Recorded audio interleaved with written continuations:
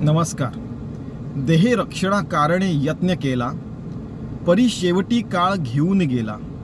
करी रे मना भक्ती या राघवाची, पुढे अंतरी सोडी चिंता भवाची. 26वां मनाचे श्लोक.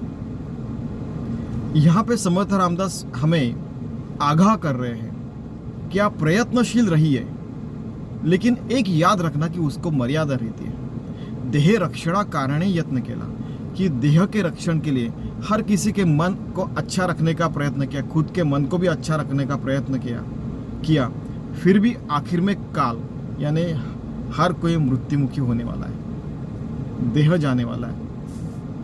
करी रे मना भक्ती या राघवाची, पुढे अंतरी सोडी चिंता भवाची.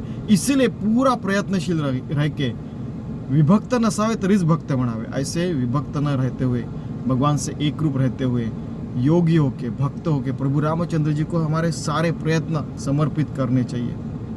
शास्त्रोक्त पद्धति से इफिशिएंसी, इफेक्टिविटी रख के, सारी मर्यादाएं रख के, मानवीय जो मर्यादा रहती है उसका उल्लंघन न करते हुए सारी चीज हमने सचेतन रह के सारे काम करने चाहिए.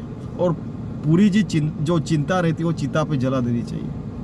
अब देखिए देह रक्षणा कारणे यत्न केला. अभी आप देखिए हमारे बहुत सारे रिश्तेदार है, वो डॉक्टर है. उनसे कई बार मैं मिला और हजारों डॉक्टरों को मैंने पूछा है कि न्यूरो सर्जन, हार्ट सर्जन से लेके बहुत सारे, माता जी के समय भी, और कई यानी दादाजी और बहुत सारे लोगों के समय भी मैंने पूछा है कि एक मर्यादा रहती है. हमने पूरे प्रयत्न किए, वो कहते थे अभी आखिर में भगवान के ऊपर है, ऊपर वाले के हाथ में ये सारी चीज़ें. तो उस समय किसी ने बोला था आप डॉक्टरों के और आप इंजीनियरों के भगवान के ऊपर विश्वास रखते, तो उनको बोला ये तो प्रोफेशन है इंजीनियरिंग और डॉक्टर, उसका भगवान से क्या संबंध है. साइंटिस्ट होके भी आपका भगवान के ऊपर विश्वास है. बोला उसका और भगवान के ऊपर के विश्वास का क्या यानी संबंध क्या है. साइंटिस्ट भी जानते हैं कि इस सारे चीज़ों के परे कुछ न कुछ शक्ति है. डॉक्टर्स भी जानते हैं कि पूरा प्रयास करने के बाद भगवान की इच्छा होंगी तभी वो जीव बच सकता है. और इंजीनियर और जो रहते हैं वो भी सारा प्रयत्न करने के बाद भी कभी कभी कैलकुलेशंस गलत हो सकते, कुछ हमारा कुछ गलत हो सकता है. कि हम कैलकुलेशंस करते हैं कि देखिए हम ऐसा ऐसा करेंगे तो ऐसा होगा, अचानक अगर हो गया कुछ तो क्या करेंगे, है कि नहीं. अचानक भूचाल आ गया तो क्या करेंगे, ठीक है ना. तो इसीलिए हम पूरा प्रयत्नवादी रहना चाहिए. देह, मन, बुद्धि, आत्मा सब चीज़ों के परे भी कुछ शक्ति, इसका याद रखने का, फिर भी पूरे प्रयास करने चाहिए. हर क्षण हर घड़ी का हिसाब रखना चाहिए, ये भी आवश्यक है. लेकिन आखिर में हम सब लोग मरने वाला है, इतना याद रखने का. और अगर मरना ही है तो अच्छी आदतें डाल के, सदाचरण, सदविचार, कार्य क्यों नहीं करना चाहिए, सदाचार रख के. क्यों ना सद विवेक बुद्धि से सारे काम होने ही चाहिए. क्यों ना योगी होके, भक्तों के सब राम का कार्य करना ही चाहिए. लेकिन पुढे अंतरी सोडी चिंता भावची. ये सब होने के बाद सारा का सारा जो आगे में होने वाला है वो भगवान को समर्पित करना चाहिए. भगवान ये पूरे प्रयास के बाद मैंने ये किया है. ऐसे मैं अपने देह बुद्धि से बात कर रहा हूँ, अगर कहते तो जीव बुद्धि से भी कह सकते हैं. लेकिन आत्मा और मैं, हम एक रुपये, ऐसा हनुमान जी ने कहा था, देह बुद्ध तो दसम जीव बुद्ध तदंशा आत्म उद्यतमय हम.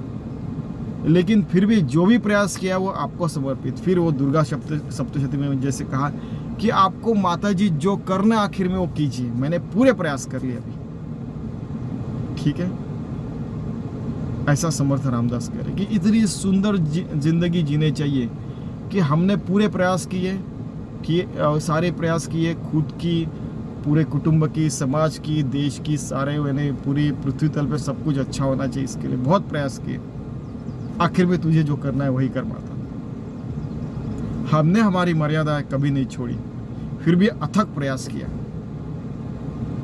आखिर में तुझे जो करना है वही कर. ऐसा एक योगी होके, भक्त होके 24/7 हर दिल की धड़कन, हर मन से, मन के विचार से, हर घड़ी हर क्षण भगवान के लिए जीते हैं, तो हमारी चिंता करने वाला राघव यानी प्रभु रामचंद्र ही है। तो वही सब कुछ आगे हमारा देखेगा।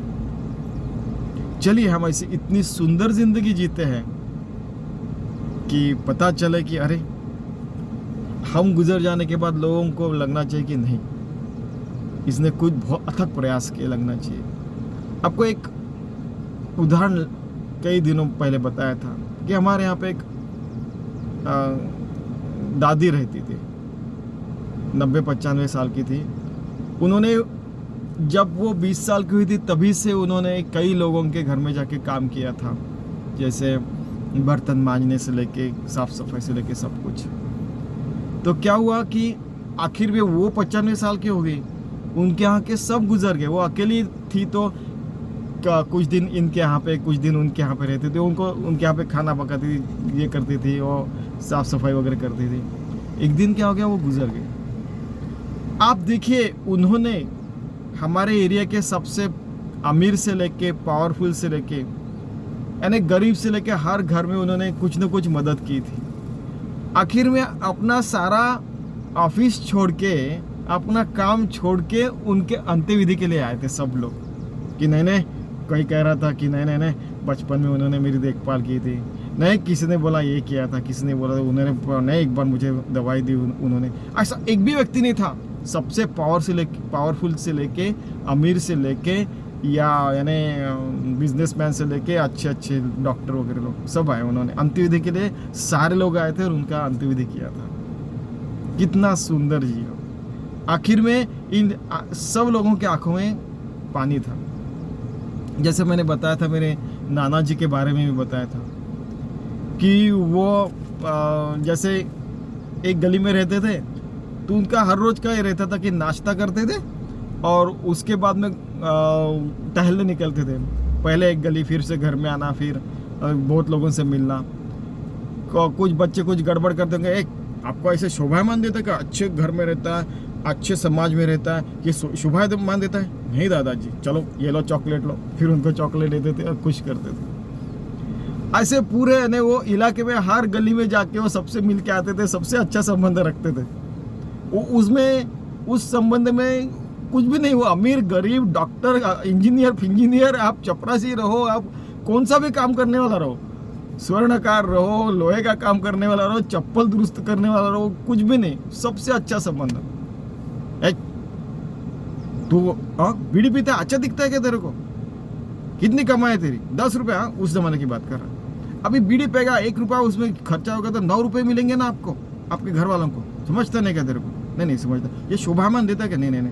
उसके बाद में धीरे धीरे उसने बीड़ी पीना बंद कर दिया। ये घटी हुई घटना है, मैंने देखी अपने आंखों से।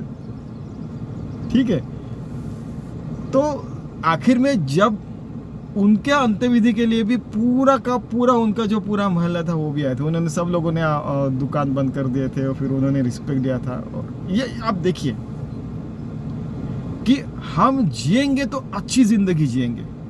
हमें पता है कि देह आखिर में जाने वाला है, लेकिन हम जितने दिन जिएंगे हर क्षण का मोल रखेंगे, हर क्षण अमूल्य जिएंगे, प्रभु रामचंद्र जी को समर्पित जिएंगे। एक भी काम हम गलत नहीं करेंगे, सारा का सारा भगवान को समर्पित करेंगे। योगी होके, भक्त होके, 24/7 हर हृदय की धड़कन, हर पलकों की गर्जाप से, हर सांस उच्छ्वास से, और हर कार्य में भगवान का ही कार्य समझ के शास्त्रोक्त विधि से हम लोग हर काम करेंगे। और फिर कितना भी प्रयास किया तो भी हमारा देह जाने वाला है, लेकिन हम इतना अच्छा सब काम करते हैं। तो आप देखिए कि लोगों को अपने अंत्यविधि के समय उनके आंखों में आंसू आते हैं कि भाई कितना सुंदर काम करके गया है। इसको जिंदगी कहते हैं। तो ऐसी सुंदर जिंदगी हम जीने का प्रयास करते, जो राम को समर्पित रहे, भक्तिमय रहे, और जिसमें चिंता नाम की चीज़ ही नहीं, क्योंकि वो चिंता पूरी भगवान के ऊपर छोड़ दी है और हमारी चिंता भगवान कर रहा है। ऐसी सुंदर जिंदगी जीने का हम प्रयास करते हैं। यही समर्थ रामदास की आज्ञा है और यही प्रयत्न हमें करने को बता रहे हैं। चलिए हम ऐसे ज़िंदगी जीने का प्रयास करते हैं। धन्यवाद।